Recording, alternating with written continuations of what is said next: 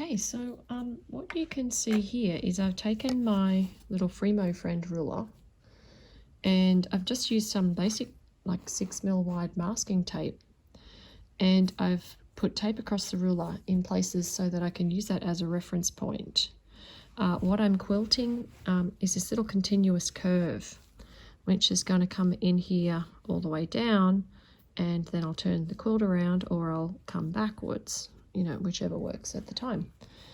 So the way this works is I've just basically put the ruler where I need it to be for this curve, which is essentially there, and then I've put the tape across the ruler. And the beauty of this is that I can use it that way for this one, and then just flip the ruler over and put it over this shape here. So I'm lining up the tape with this seam between the red and the green fabric, just like that, and I'm lining up this tape with this edge of the triangle, like that.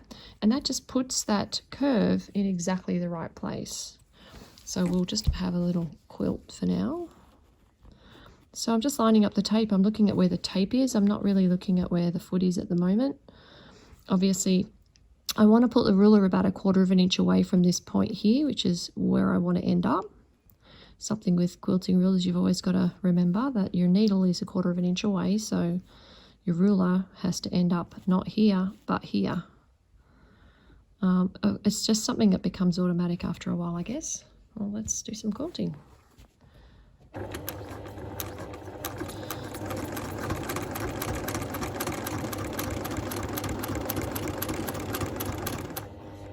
Once I get to that point, I can stop. As I said, just flip that ruler over and then pop my ruler, lining up those lines again, and I'll have it in the right place. So sometimes it looks like you're not getting a heck of a lot of ruler in that space, but remember you're going to be sewing 1/4 of an inch away. So you're still going to get a good curve.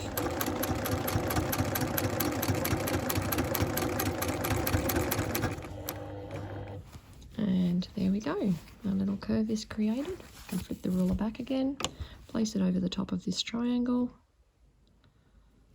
make sure I'm 1/4 of an inch away here. It's just a rough guide, but it helps. It makes things a little bit faster.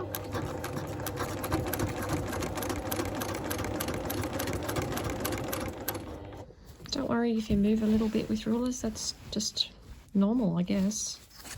You have to be flexible with them.